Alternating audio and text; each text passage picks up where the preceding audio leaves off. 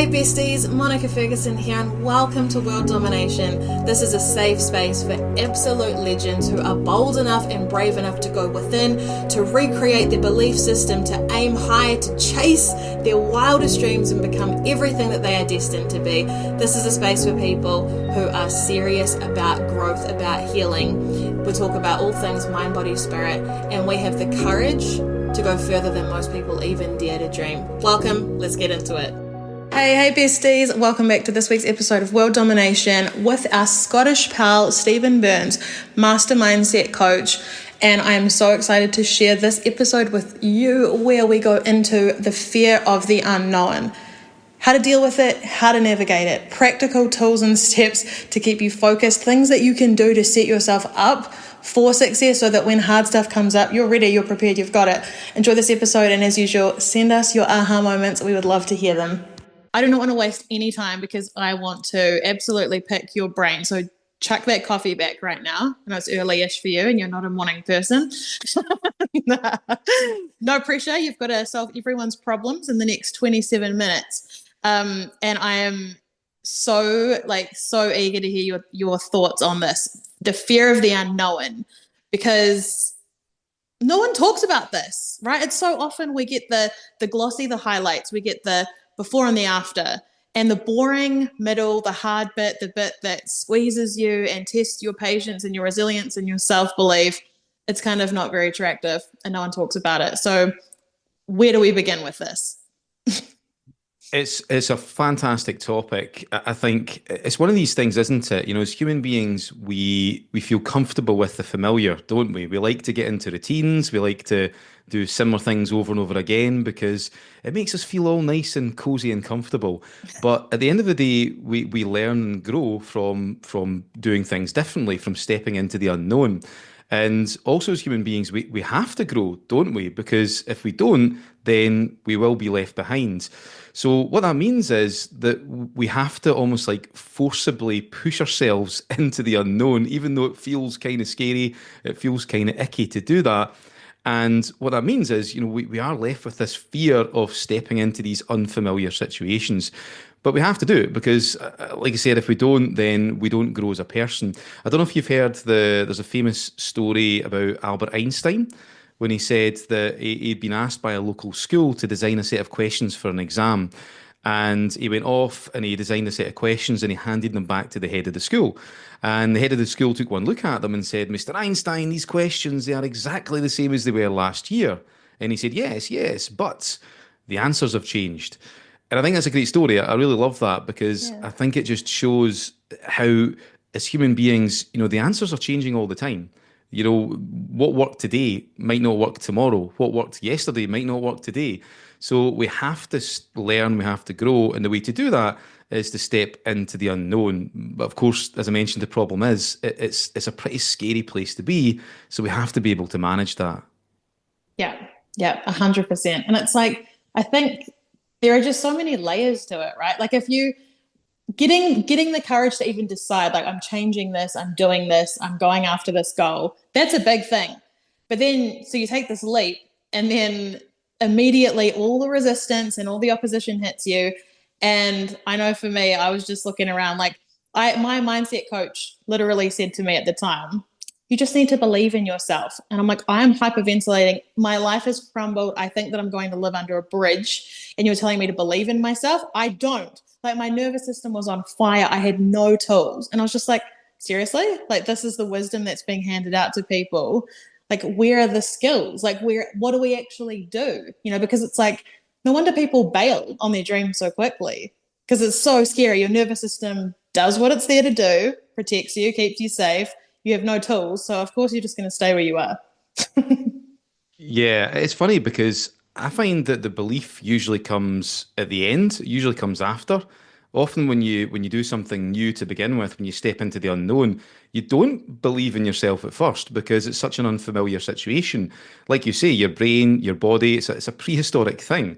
You're exploring the unknown territory, so there's going to be an element of fear. There's going to be an element of being uncomfortable.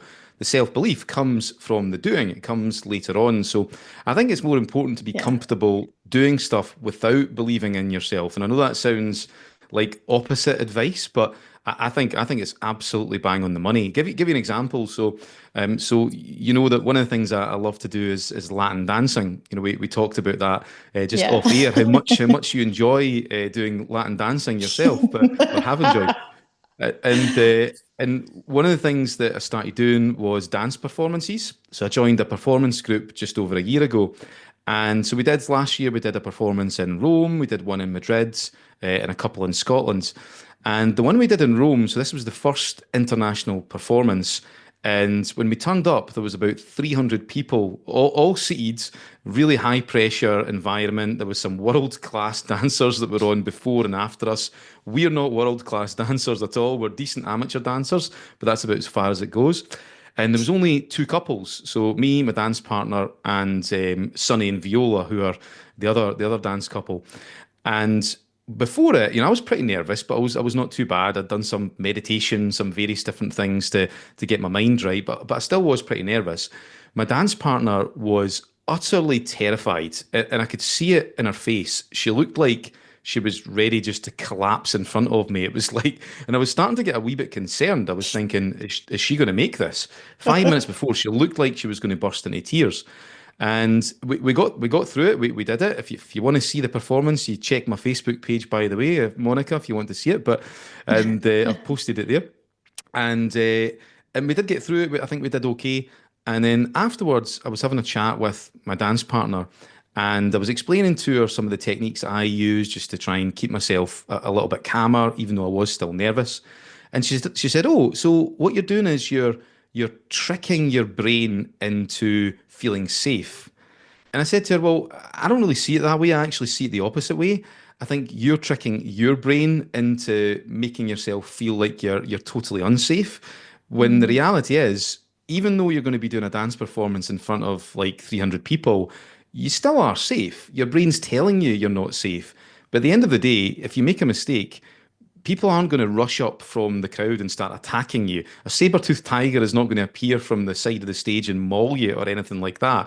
You are completely safe. So I think the trick is definitely, you absolutely are right. I think usually your brain and your body, you are responding to feeling as if you're unsafe.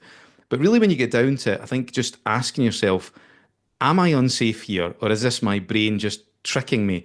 And almost always, it's the latter. You've convinced yourself that you're unsafe when actually you're okay. You're just responding to some sort of age-old, prehistoric impulse where you get concerned about doing something different. And I think getting that piece now again, the nerves don't go away completely, but they do reduce from like a gut-wrenching fear to actually just being a little bit nervous, and you can still actually go through with it. Yeah, yeah, for sure. And something I've noticed too, and when I find myself in those sort of moments, is that I literally talk to myself like this is not real. Like this is a feeling. This is not the truth, and this is my past experiences being projected out. This isn't even actually happening. But like I literally sometimes it's minute to minute, right? When you're in the real squeeze, like I am at the moment, it's like okay, I know I feel like this, but it's not real. Like it's just a feeling. And I've gone the opposite where I like charge it instead of being like trying to pretend it's not there. I'll just sit with it and, feel it, face it full on, like drain it of its power. But yeah, it's definitely got me thinking about how practically, like and how we move through this in a practical sense, the nervous system regulation, working with our subconscious mind, how we actually create that safety in our body so that we can sustain it. Especially, so if, your example with a performance, okay, yep, you can be nervous for a few hours, you do it, and then you feel better. But when we're taking on big goals, big dreams, things that take a long time, things that take years to achieve, how do we create that sense of safety when we're constantly having to up level? There's constant change. We're constantly new versions of ourselves. There's all of these unknown things. How do we stay present and focused in that unknown and not quit? That's a really interesting question, actually. Yeah, I mean, yeah, I mean, I think that there's quite a lot to that. I think there's quite a lot of layers to it. I think the way that I tend to do it, and I know where you're coming from here, especially as someone who runs their own business. You obviously run your own business as well. It's really exciting. It's really enjoyable, but at the same time, it can really put you into some difficult situations, especially when things aren't going right, and you're obviously having to pay the bills and all sorts of. You're taking on all the responsibility for yourself, so it can be a very difficult situation to be in. I think when you find yourself in these situations, hope is really, really important. Like having a vision for the future that you can hold on to. That's the thing that really, really gets you through. Because there's no getting away from it. Sometimes when we're going after really big goals, in fact, most of the time, they're not going to go the way that you want. So you're going to have to try and figure things out. You're going to have to deal with all of the emotional turmoil that can often come with that. So I think, really having that vision of where you're heading and how good you're going to feel when you get there is utterly, utterly crucial. And revisiting that vision frequently, not just doing it once and then putting it away in a drawer somewhere and Yeah. hoping for the best, but actually, taking some time out your week, even if it's like 2 or 3 times a week, just going back over the vision and really stepping into how good you're going to feel once you've accomplished it. I think that's really important because it can be so easy to get lost in the fear and the adrenaline and all of that stuff. And we end up using fear and adrenaline to motivate ourselves, and that's utterly exhausting. You're going to head towards burnout if you do that. So you need that more positive side of things just to balance it out. Now, of course, that doesn't mean that the fear goes away completely, but it does reduce it and it improves your relationship with the goal. So yeah, so I think it's getting down to those fundamentals where you think, okay, what is it I want to accomplish here? And when I do accomplish it, how good is that going to make me feel? How is that going to fulfill my most important values as a human being? Will it help me contribute? Will it help me create significant, differences in the world? And when you tap into that, that gives you so much fuel that that reservoir almost never runs dry, but it also really helps overcome adversity as well. It helps you overcome challenge. So I think that's the way I tend to do it. I'm sure there's lots of ways to approach that, but I think fundamentally that has to be in place. What's your vision? Where are you heading? And how good are you going to feel when you get there? Yeah. Love it. Love it. That's definitely a tool in my box as well. Yeah, I love this, like vision boards and identity work. And that's, as we're both obsessed with the subconscious mind, I mean, that moves you forward, right? So it doesn't really matter. Like when your vision is locked in, it doesn't matter the day-to-day stuff. When you have big stuff come up and it's really hard and it freaks you out, and you think, oh my God, I've ruined my life and I'm gonna go and move under a bridge next to Monica. Like which we're not, by the way, we're not living under bridges, anyone here. But when it feels like that, it's like you can actually move through it quickly, right? Because inevitably you bounce back. Like that fear will burn itself out and then you come back to the truth. And because we've taken the time to lay the groundwork of this is who I am, this is my life, we visualize it, we go there every day in our mind, it's like inevitably you come back to that. You don't really stay in that like insane, like freak out place for that long, I've found. Absolutely, and I think as well it can be useful to examine our beliefs as well. We've talked a bit about beliefs in the past, and I love exploring beliefs. I think it's a real passion of mine. I know that sounds like a really dull hobby. People play tennis, they go climbing mountains. I like to study beliefs. There you go. But I Same, think same. I, The cancer thing, I think obviously. yeah, exactly. Everybody has to have their thing, and I think it's really useful because, and I think the best time to explore your beliefs is when everything is just falling to pieces. The best time to explore your beliefs is when these things come up. When you get that sense of fear, ultimately it is a part of you that's calling out, that wants to be heard. So I think actually when you do feel that fear, nowadays I tend to approach it as an opportunity. It's an opportunity to create some sort of really big release. The fact that you're feeling that intense fear means that something on the inside wants to be healed, it wants to be addressed. So I always use that as an opportunity and go, okay, so what is it I believe about this situation that's actually causing the fear? I love that question. Sometimes you have to ask it quite a few times to get a proper answer. You can even do it in meditation if you want, and you get the real sort of the real intuitive answers. And then, just examine it. And then if you do know a little bit, like I do a lot of NLP and hypnotherapy, if you do know a bit about that, you can then start to move beyond those beliefs. One of the things I found a few years ago, it's something I still work on as well, is when it comes to things like fear of the unknown, fear of failure, they're all pretty much in the same kind of category. Is it's perfectly natural to have a bit of that, but where it gets that extra oomph is usually because we've linked the fear with our self-worth.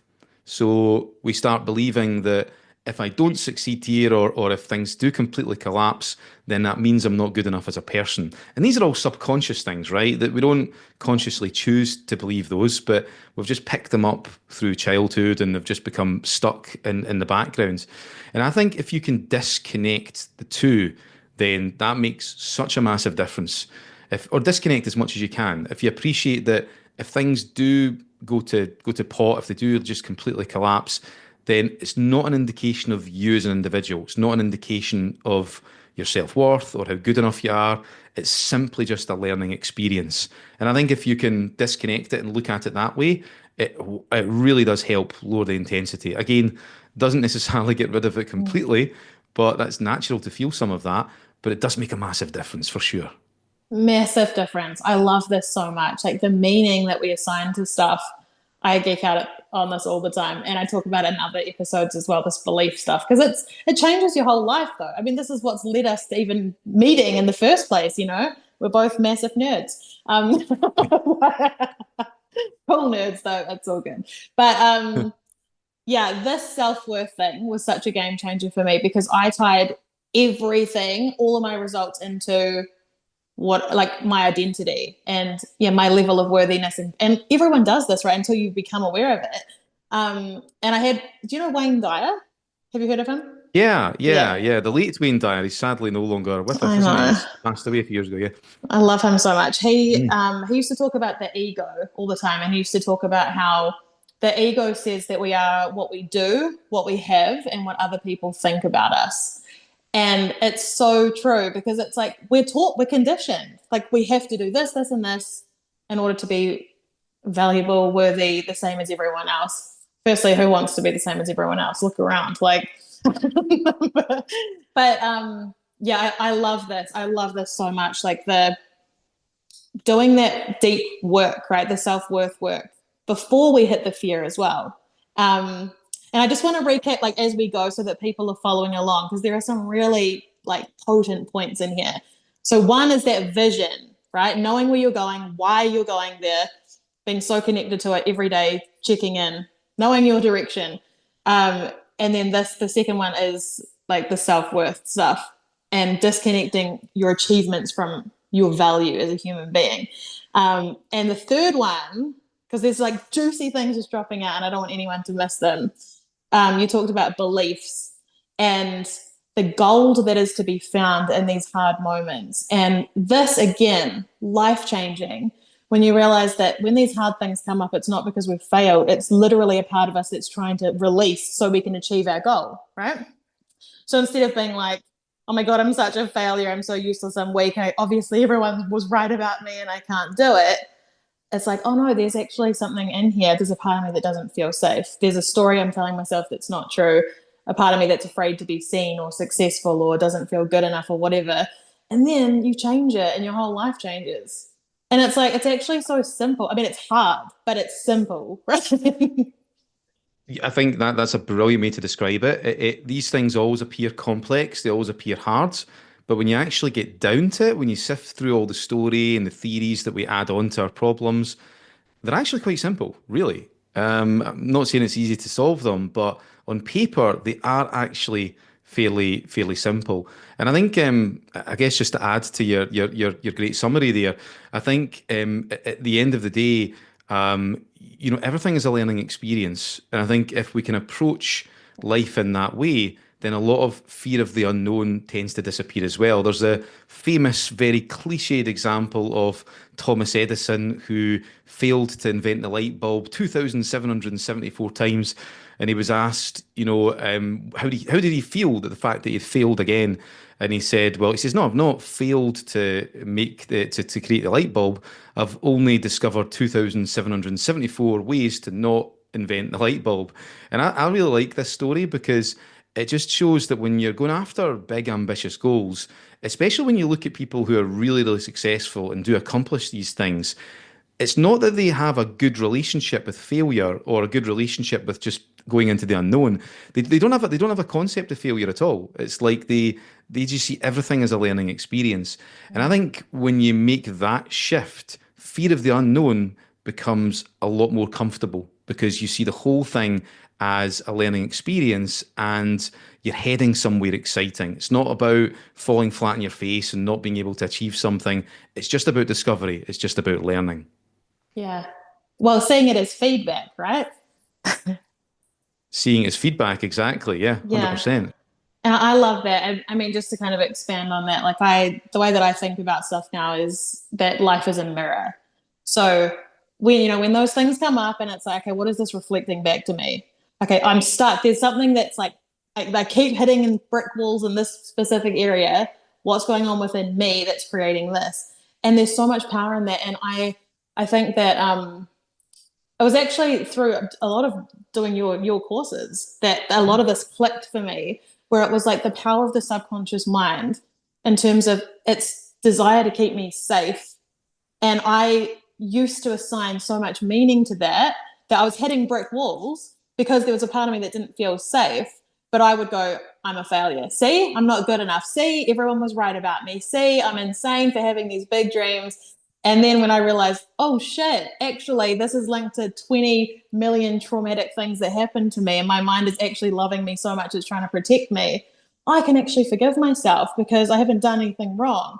And then that voice becomes like self-compassion. How can I support myself more? How can I believe in myself more? And then I think when you have that foundation, when you have like hard things happen, it's easier to be kind to yourself, right? Like, Yeah, absolutely. I think as soon as we have like an issue, if we start feeling fear, especially when we step into the unknown, we often see that as self-sabotage. And we think, oh, this is a part of my mind that's messing me up. It yes. doesn't want me to succeed. But what you said there, you really described that beautifully. It's actually a part that has huge compassion, that's huge love for you. It just wants the best. Now, it might be a little bit confused because of the past experiences that you've had. It might be Mm. looking at things in a slightly distorted way, but the energy behind it is really positive. It's loving, it's caring, it's compassionate. So I think when you make that shift, it's really important, isn't it? That you actually, that's when a lot of the self-conflicts dissolve naturally and almost instantly as well, because you appreciate that this is just a part of you that's after something good. Yeah, exactly. And I mean, how different we are with our friends or our loved ones versus ourselves, especially in the beginning, right? When you don't have awareness. Like, if it was our friend that came to us with this situation, we would be so compassionate, and to us, we're like, "You're useless," like, and all this sort of garbage. And it's like, why do we do that? But then, just to plug out, previous episodes, like on mindfulness and meditation, it's like self-awareness. Like, we need to have it if we're going to actually be able to come to all of these realizations. Like, how do you learn to be kind to yourself if you don't even take time to reflect on the own voice in your head? Like, you need to do that. You need to be brave enough. It's funny you met your example there because I had a client a few years ago that said that if she talked to other people how she talks to herself inside her head, then she would most likely get arrested, which I think is Yeah. excuse me, but which I think is really funny because we are our own harshest critics, especially when we step into the unknown. And I think speak to yourself the way that you speak to your friends. Why wouldn't you? We often don't, but at the end of the day, I think we should extend that same compassion, that same love that we have for the special people in our life to ourselves. I mean, why wouldn't you do that? It's that whole principle of self-love. Yeah. Yeah. Love this. Okay, so let's get practical because I like to give people practical stuff. Um, let's say, let's say, I was trying to think, is there an actual example that I could give on the down low? Let's say someone comes to you, a client, they want to book in with you, and they're like, I'm freaking out because I went all in on publishing my book and this deal fell through and I don't know how I'm going to survive and all my money's gone and my husband left me and I don't know what I'm doing. I'm freaking out. What do I do right now? What would you say? Where would you Just begin? Just a nice small example. I like that one. Yeah. Yeah. Well, it's extreme though, because it's like because the people that listen to this are visionaries, they're big thinkers, and so I want them to have big tools, like big Yeah. resources. Yeah.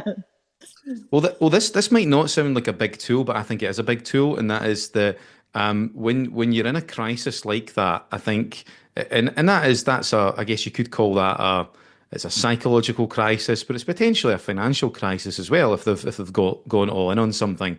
It can be very easy to lose your head. So whenever we make decisions from a place of crisis, of chaos, those decisions rarely work out. I don't know if you've noticed that when you make decisions when you're in a really bad mental state, they almost always lead to terrible outcomes. Sometimes you might get lucky, but most of the time they don't. So the first step is you've got to just acknowledge what's going on, first of all, and then you disconnect.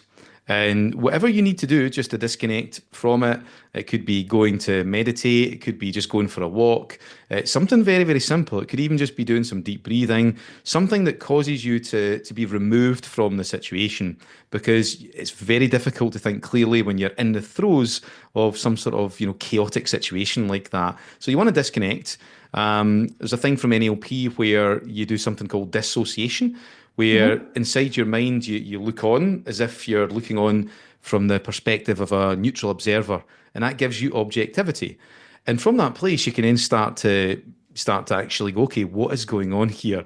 And you get a much higher quality of information than if you were attempting to solve the problem from within it. If you're in the box of the problem, then it's very, very difficult to solve it. But if you disconnect first, acknowledge, disconnect, and then look on from that observer's perspective, you can then start to get some quality insights. So that can leads on to the next step, and that's where you explore. So you then explore from that place of being disconnected, that place of objectivity, and then once you explore, you look for potential solutions. And then one of the things I like to then do is I like to then project. So I say, okay, so now that I've got these potential solutions from that place of objectivity, what am I now going to do differently in the future? And that's when you start to make your actions, what you're going to be doing next. And the problem is people tend to try and make those actions when they're freaking the heck out. And that's a really bad thing to do. So I really like that. The acronym I use there is called ADEP. So ADEP. So A, acknowledge, D, disconnect, E, explore, look on from that objective perspective, and then P, project into the future. What are you going to now do differently? So I've always got that in my mind whenever I find myself in a difficult situation, and they do definitely happen. I've got a reasonable amount of stability, but I've had some, maybe on a future episode I can explain some of the catastrophes that I've managed to find myself in, both in business and in life. But that's the thing that's always got me out of it, is that adept thing. Don't make decisions from a place of chaos. Make sure you acknowledge, disconnect, explore, and then project, then start to come up with solutions. So if you keep those 4 letters in mind, I think usually that's the best way forward with it. And that is a wrap. Thank you for showing up for yourself, for being here, and please let me know your aha moments. I want to hear all about them. For extra support, make sure you're following me on TikTok and Instagram at @the_Monica_Ferguson. Check out the School of Greatness for self-study courses. And of course, if you want one-on-one mentoring, just DM me and I would love to have a chat with you. Go and slay the day. Thank you for being you. See you soon.